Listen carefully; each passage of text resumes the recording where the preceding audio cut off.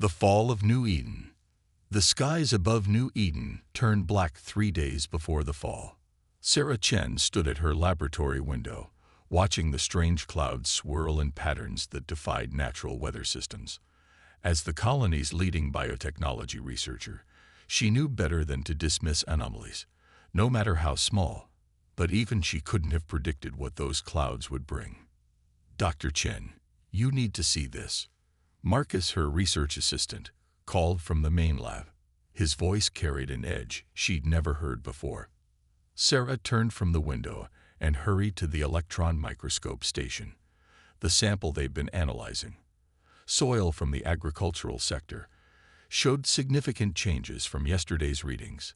The bacterial colonies were dying, replaced by something else, something that shouldn't exist on New Eden. The soil samples from all 7 sectors show the same contamination, Marcus said, pulling up multiple screens of data. "Whatever this is, it's spreading exponentially." Sarah felt her throat tighten. "How far has it spread?" Before Marcus could answer, the facility's emergency sirens began to wail. Red warning lights bathed the sterile white lab in an ominous glow. Sarah's comm unit crackled to life with the colony governor's voice, usually so composed, now trembling with barely contained panic. "This is an emergency broadcast. All citizens must evacuate to designated underground shelters immediately. This is not a drill. I repeat, this is not." The transmission cut off in a burst of static. Through the window, Sarah watched as the dark clouds began to move. No, not move. Separate. What they'd mistaken for weather patterns were actually massive swarms of creatures, their chitinous bodies reflecting the dim light of New Eden's twin suns. "The Xethid," Sarah whispered. Everyone knew about humanity's insectoid enemies, but they'd never struck this far into colonial space. New Eden was supposed to be safe, protected by the Coalition's most advanced defensive systems. The first explosion rocked the research facility's foundations. Sarah grabbed her tablet and ran to the secure storage unit. "Marcus, help me with the samples. We can't let them fall into Xethid hands." They worked frantically, securing years of research into portable containment units. Sarah's hands moved on autopilot, her mind racing through possibilities. The soil contamination, the swarms. This wasn't a simple invasion. The Xethid had been preparing this attack for months, maybe years, seeding the ground itself with their biological weapons. Another explosion, closer this time. The lab's reinforced windows cracked as something massive slammed against the building's outer wall. Sarah heard screaming from the floors below. "That's everything critical," Marcus said, sealing the last containment unit. "But how do we?" The ceiling exploded inward. Through the shower of debris, Sarah caught her first close-up glimpse of a Xethid warrior. 3 meters tall, its segmented body covered in iridescent armor, multiple compound eyes glowing with an intelligence that sent chills down her spine. This wasn't just a drone. It was a specialized infiltrator. Marcus pushed Sarah toward the emergency exit. "Run. I'll hold it." His words cut off in a terrible scream as the Xethid's mandibles closed around his torso. Sarah ran, clutching the containment unit to her chest. Tears blurred her vision, but she couldn't stop. Marcus's sacrifice would mean nothing if she died here. The research had to survive. The emergency stairwell was chaos. Hundreds of people fought their way downward, seeking the theoretical safety of the underground shelters. Sarah moved with them, trying to keep her balance as more explosions rocked the building. Through windows and broken walls, she caught glimpses of the colony's destruction. The magnificent spires of New Eden, humanity's proudest achievement in colonial architecture, crumbled under waves of Xethid attackers. The defensive batteries, supposedly impregnable, lay silent. In the distance, massive organic structures were already rising, the beginnings of a Xethid hive. Sarah reached the underground access level just as another explosion collapsed part of the ceiling behind her. The crowd surged forward, carrying her through reinforced doors and into the maintenance tunnels that honeycombed the bedrock beneath New Eden. Emergency lights cast shadows on pale, terrified faces. Children cried. Medical personnel moved through the crowds, treating the injured. Sarah clutched her precious cargo tighter, knowing that somewhere in these samples might lie humanity's hope for survival. A soldier grabbed her arm. Lieutenant Rivera, one of the colony's security officers. Dr. Chen. Thank God. We thought we'd lost you when the research sector went dark. The facility is gone, Sarah said, her voice hoarse. Marcus, most of my team. They didn't make it, but I saved our research. Rivera nodded grimly. Good, because we're going to need every advantage we can get. She led Sarah deeper into the tunnels, past makeshift barriers and armed checkpoints. The Xithid didn't just hit us. This was a coordinated attack across 3 sectors. New Eden was just the first to fall. They reached a heavily guarded section where colonial officials huddled around portable comm units and holographic displays. The images showed similar scenes of devastation across multiple worlds. The Xithid hadn't just broken through humanity's defenses, they'd shattered them completely. How? Sarah asked. Our early warning systems were compromised months ago, Rivera finished. Those soil samples you were studying, that was their first wave. Microscopic infiltrators, preparing our worlds for invasion. By the time we noticed, it was too late.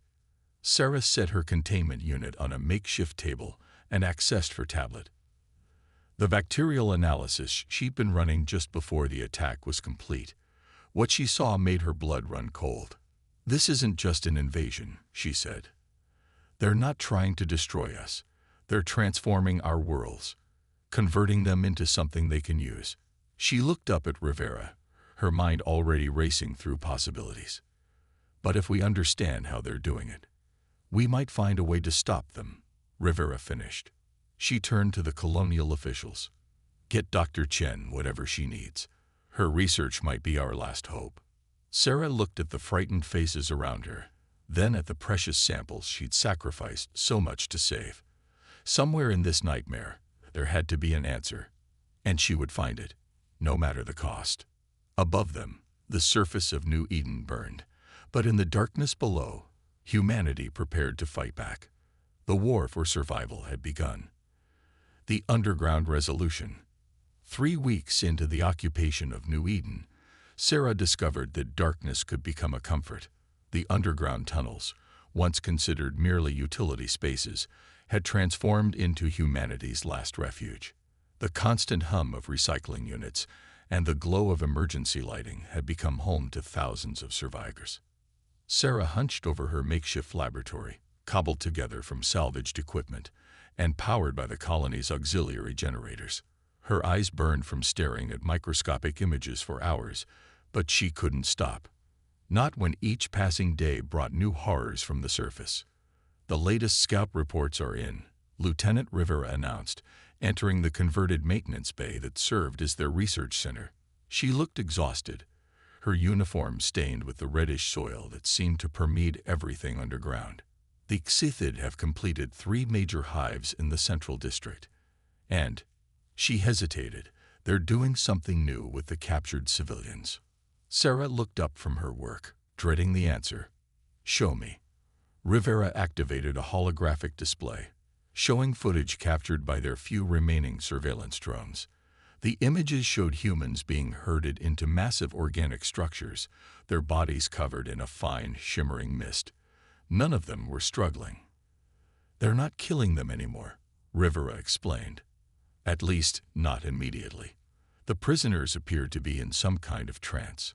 Our observers report they're being used to tend to Xithid larvae. Sarah's hands clenched into fists. They're adapting their control methods. The first wave was crude, direct neural suppression through their biological agents. This is more sophisticated. She pulled up her latest analysis results. Look at this. The screen showed a complex molecular structure, constantly shifting and reforming. The Xithid aren't just invading our worlds. They're rewriting them at a molecular level. The soil contamination we detected before the invasion. It was just the beginning. They're creating a completely new ecosystem, one that can support their hide structures while maintaining the human workforce. Slaves, Rivera spat. They want to turn us into their damn farmhands. No, Sarah corrected, her voice grim. Worse, I think we're becoming part of their life cycle. The humans on the surface, they're not just tending to the larva. They're being prepared as hosts. The implications hung heavy in the recycled air. Rivera leaned against a workbench, her face pale. How long do we have? Before the transformation becomes irreversible, based on tissue samples from the few survivors we've rescued, maybe 2 months. After that, the neural changes will be permanent. A commotion at the lab entrance interrupted them. A scout team had returned, half carrying one of their members. The woman's arm was covered in a strange, iridescent growth. She was exposed during the last supply run, the team leader reported. It spread faster than anything we've seen before. Sarah immediately went to work, taking samples while medical personnel stabilized the patient. Under her microscope, the truth became even clearer and more terrifying. The Xithid are accelerating their timeline, she announced to Rivera and the growing crowd of resistance leaders. This new strain of their biological agent, it's not just transforming the environment. It's actively seeking out human hosts, attempting to bridge the gap between our species. Can you stop it? Rivera asked. Sarah stared at the samples, her mind racing through possibilities. Maybe, but we need to think differently. We've been trying to kill their bioweapons, but that's not enough. We need to understand them, redirect them. She pulled up another display, showing the complex interaction between Scythid biochemistry and human cellular structures. Look here. Their control isn't perfect. There are gaps, inconsistencies. The human immune system fights back, even if it eventually loses. But what if we could help it win? How? The bacteria in our original samples, the ones we thought were dying, they weren't dying. They were changing, adapting. Some of them were actually successfully fighting back against the Scythid modifications. Sarah's fingers flew over her keyboard, combining datasets. If we can isolate those strains, enhance them, we could create our own biological weapon, Rivera finished. Not just a weapon, a cure. Something that could not only protect us, but potentially reverse what they've done to the surface. Sarah looked at the infected scout, her resolve hardening. But we'll need samples, fresh ones, from inside their hives. Rivera straightened, understanding the implications. That's suicide. The hides are completely secured. Even our best stealth units can't get close. Then we'll make them come to us. Sarah pulled up a map of the tunnel system. The Xithid think they've won. They think we're just hiding, waiting to be found. But these tunnels, they're not just our shelter, they're our advantage. She highlighted several key points in the infrastructure. We can use their own strategy against them. Release targeted bacteria into their ventilation systems, force them to investigate. When they send their drones to check, we'll be waiting. Rivera nodded, already thinking tactically. But we'll need a distraction, something big enough to draw their main forces away from the hives. The power plant, someone suggested. One of the engineers who'd helped Sarah set up her lab. The auxiliary reactors are still running at minimal capacity. If we overloaded them, plans began to form. The resistance had been surviving, but now they had a purpose. A way to fight back that didn't rely on brute force against an overwhelmingly superior enemy. Sarah returned to her microscope, already planning the modifications they'd need. The Xithid had made a crucial mistake. In their attempt to bridge the gap between species, they'd created a vulnerability. Humanity's greatest strength had always been its ability to adapt, to turn weakness into advantage. Above them, New Eden had become alien territory.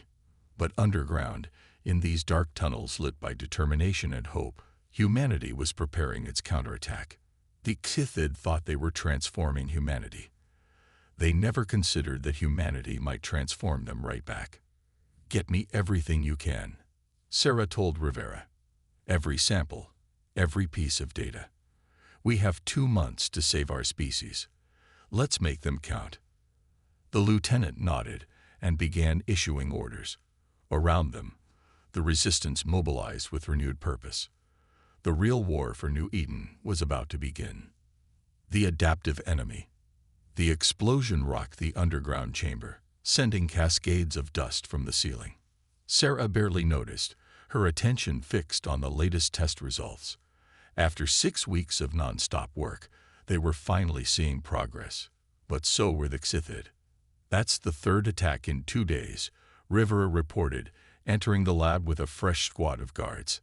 Her left arm was now in a makeshift sling, a souvenir from their last raid on the surface. "They're getting better at finding our hidden entrances." Sarah nodded, not looking up from her work. "They're learning, adapting, just like we are."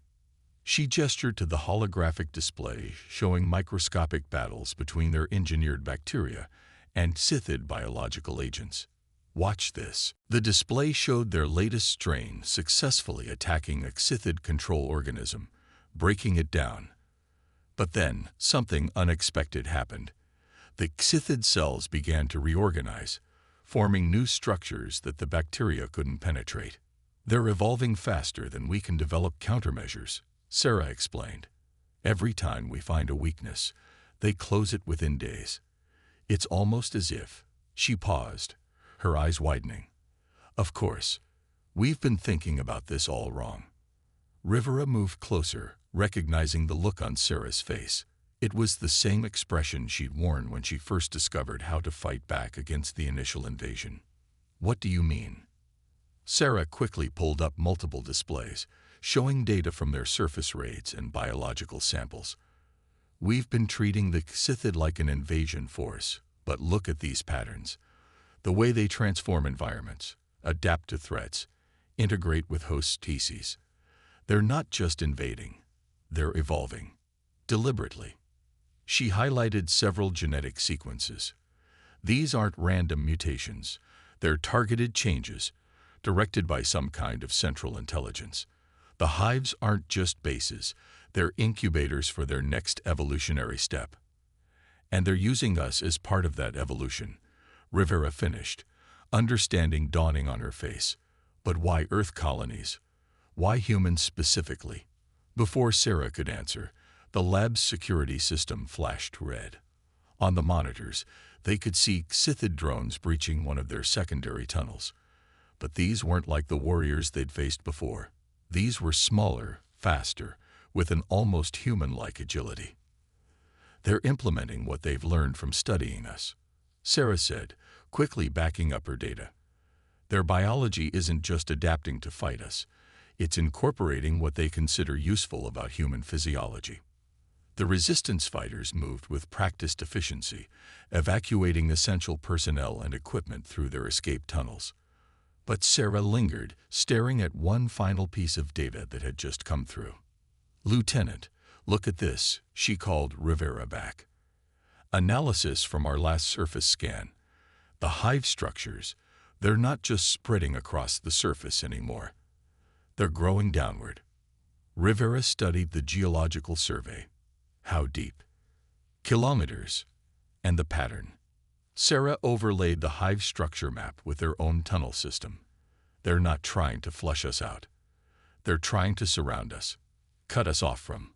Another explosion, much closer this time. Emergency barriers slammed down as breaches were detected in multiple sectors. Through the reinforced walls, they could hear something new, a high-pitched frequency that made their teeth ache. "New weapon?" Rivera asked, drawing her weapon. Sarah shook her head, her face pale. "Not a weapon. A signal." She pointed to her latest biological readings.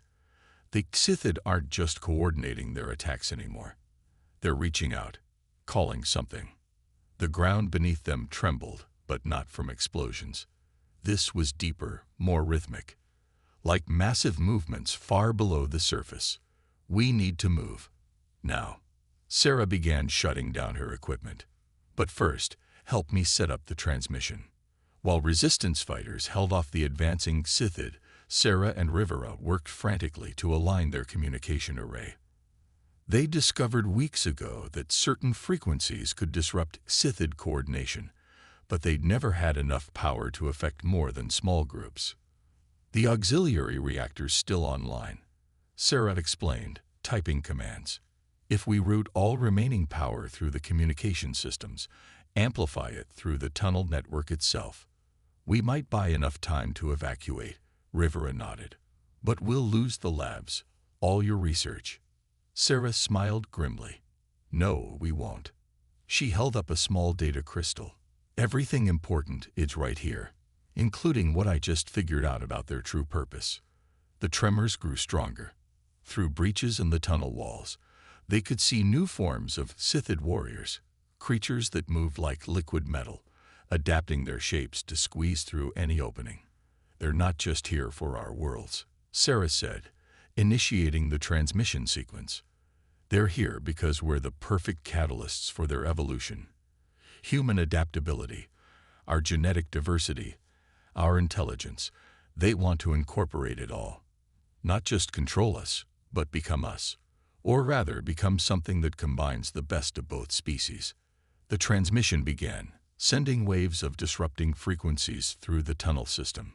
Above and below, they could hear the Scythid forces reacting, their coordinated attacks falling into chaos. Fall back to the secondary base, Rivera ordered her troops. Emergency Protocol 7. The counter-strike. The secondary base was nothing like their previous facility. Carved into the deepest bedrock of New Eden, it was a last resort bunker that no one had ever expected to use. Now it held humanity's remaining hopes within its reinforced walls. Sarah stood before the assembled resistance leadership, her holographic presentation showing the full scope of what they faced. The images were terrifying. New Eden's surface had become almost unrecognizable, transformed into a hybrid ecosystem that defied traditional biology. The good news, she announced, is that we finally understand what we're fighting. The bad news is that we've been underestimating our enemy from the beginning. She brought up a new image, a complex, three-dimensional structure that pulsed with alien energy. This is what we've been calling their queen. But it's not just a ruler or even a biological control center.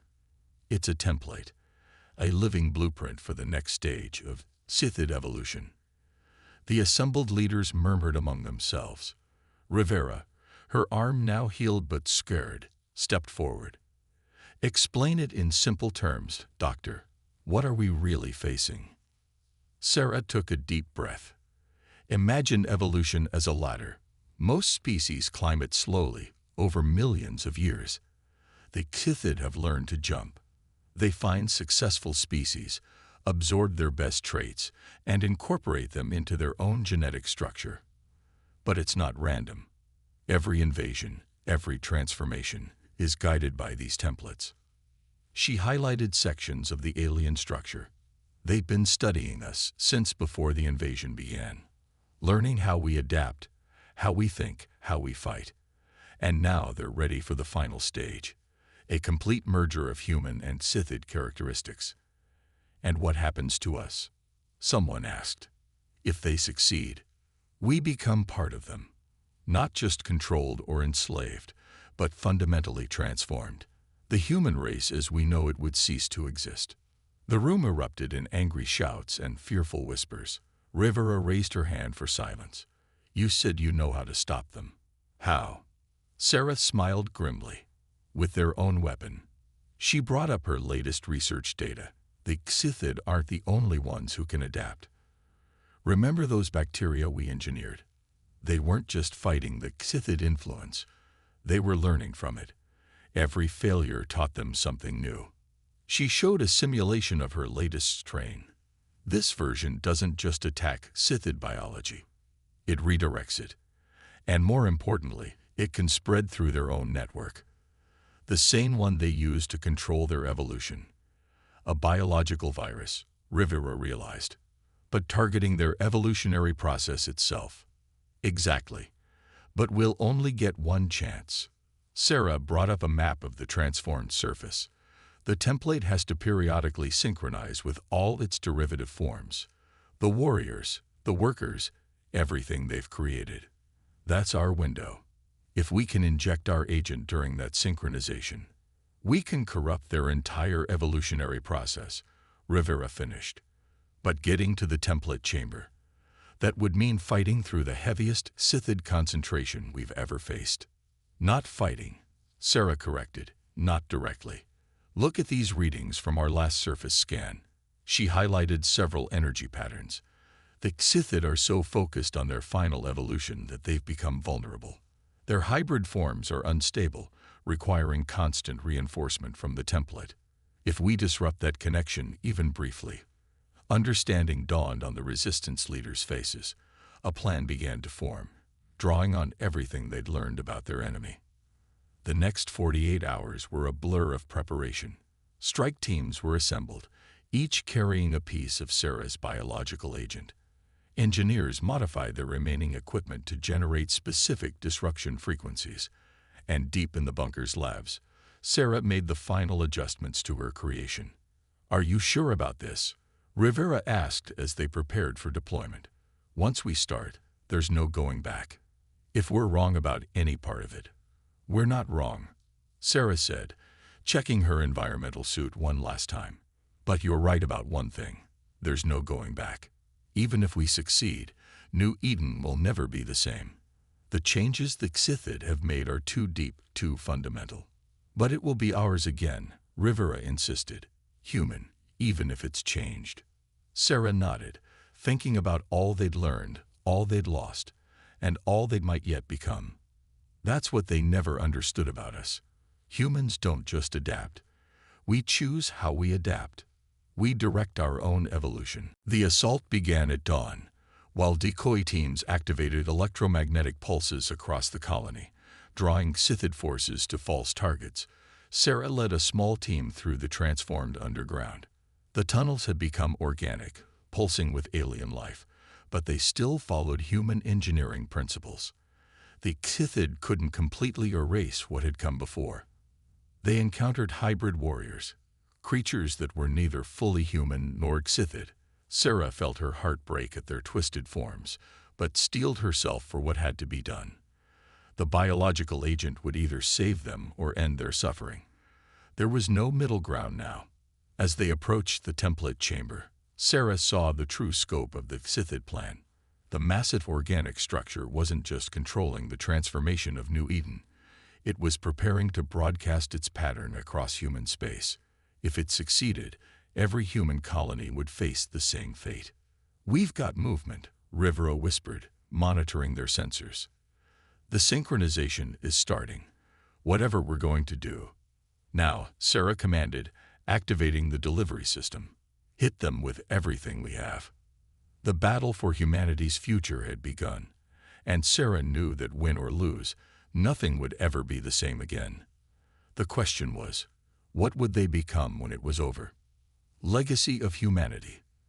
The template chamber was both beautiful and horrifying. Massive organic pillars pulsed with bioluminescent light, casting strange shadows across surfaces that seemed to breathe. At its center, suspended in a web of living tissue, hung the structure Sarah had seen in her scans, the blueprint for humanity's extinction, or perhaps its forced evolution. "Energy readings are spiking," Rivera reported, her voice tense. "The synchronization is beginning." Sarah watched as waves of light rippled through the chamber's walls. Around them, hybrid warriors writhed, their forms becoming fluid as they prepared to receive new instructions from the template. The air itself seemed to vibrate with potential. "Multiple contacts," one of their team whispered. "Something big is coming." They didn't have to wait long to see what it was. Through the organic corridors came a creature that defied description, a being that seemed to shift between human and Sithid forms, its surface rippling with impossible patterns. Behind it came others, each one a different interpretation of what the merger between species might produce. "The template guardians," Sarah breathed. "They're the prototypes." The leading creature stopped, regarding them with eyes that were somehow both compound and human. When it spoke, its voice was a harmony of familiar and alien tones. "You should not have come here, Sarah Chen." The use of her name sent chills down her spine. You cannot stop what has already begun. Evolution demands progress. This isn't evolution, Sarah replied, her hand steadied on the delivery system's controls. It's assimilation. Theft. We offer transcendence, the Guardian countered. Your species' potential is limited by your rigid forms. We offer freedom from those limitations. Look at what we have already achieved. The chamber walls shifted, showing images of the surface. The transformed landscape was starting to stabilize, creating an ecosystem that combined the best aspects of both species. In some ways, it was breathtakingly beautiful. At what cost? Sarah demanded. The loss of our identity. Our right to choose our own path. Choice is an illusion. All life strives toward perfection. We merely accelerate the process. The synchronization waves intensified. Sarah could feel them trying to reach into her mind, showing her visions of what humanity could become. The potential was seductive, a world without physical limitations, where human consciousness could inhabit any form it desired. But there was something missing in those visions, something fundamentally human. You're wrong, Sarah said, her voice growing stronger. Choice isn't an illusion. It's everything. It's what makes us human. And we choose to remain human. Change, perhaps, but on our own terms. She activated the delivery system. Her engineered bacteria, carried by precision charges, exploded throughout the chamber. The Guardians moved to stop them, but Rivera's team had already activated their disruption frequencies, scrambling the hybrid beings' coordination. What have you done? The lead Guardian demanded, its form becoming unstable. Introduced a choice, Sarah replied, watching as her creation spread through the living tissues of the chamber. My bacteria don't just attack your control systems. They offer an alternative. The template structure began to pulse erratically. The bacteria were rewriting its instructions, not to destroy the Xythid adaptations, but to fundamentally change their nature. Instead of forced assimilation, they would allow for true symbiosis, but only for those who chose it. You cannot control evolution, the Guardian insisted, though its voice was weakening. We're not controlling it, Sarah corrected. We're freeing it, letting each individual, human or Xythid, choose their own path. The chamber erupted in chaos as the template's hold weakened. Some hybrid warriors collapsed, their forms breaking down. Others stabilized into new configurations, neither fully human nor Xythid, but something uniquely their own. The Guardians themselves began to change, their perfect forms giving way to more individualized expressions. Command, this is Rivera. The lieutenant called into her comm. Status report from the surface. The reports began flowing in. Across New Eden, the transformation was spreading. The rigid, controlled evolution of the Xythid was giving way to something more chaotic, but also more natural. Those humans who had been forcibly changed were regaining their autonomy, their bodies stabilizing into forms of their own choosing. The lead Guardian, now shifted into a more stable but less imposing form, regarded Sarah with what might have been respect. You have broken us, it said. No, Sarah replied. We freed you. Your species sought to absorb others to perfect itself. But perfection isn't a single form. It's the freedom to find your own way. In the days that followed, New Eden began its true transformation. The landscape remained forever changed. But now it was changing in ways that neither humanity nor the Xythid could have predicted alone. Some humans chose to remain purely human. Others embraced various degrees of hybridization, exploring the possibilities that the Xythid technology offered. The Xythid themselves, freed from their rigid evolutionary destiny, began to develop true individuality for the first time. Sarah stood at a new window, 1 month later, watching the double sunset paint the transformed landscape in brilliant colors. Behind her, Rivera entered with the latest reports. The changes have stabilized, the lieutenant announced, both here and on the other colonies. Some are calling it the Great Evolution. Not an evolution, Sarah corrected. A choice. The first of many. Below them, Human children played in gardens that pulsed with bioluminescence, while hybrid beings constructed new structures that combined the best of both species' architecture. It wasn't the world they had known before the invasion, but perhaps it was something better. A world where evolution served life, rather than controlling it. Was it worth it? Rivera asked quietly. All we lost to gain this. Sarah thought of Marcus, of all those who had died in the initial invasion. They wanted to force us to transcend our humanity, she said. Instead, we taught them what humanity really means. The power isn't in what we become, it's in having the freedom to choose what we become. She touched the window, feeling the living pulse of the transformed city beneath her fingers. This is just the beginning, she said. Now both our species can truly evolve, together or apart, but always by choice. Above them, the strange new sky of New Eden darkened to night, and the first stars began to shine on a world that was neither what humanity had built nor what the Sithid had planned, but something entirely new. Something chosen, not imposed. And in that choice lay the true victory, not just for humanity, but for life itself. The end.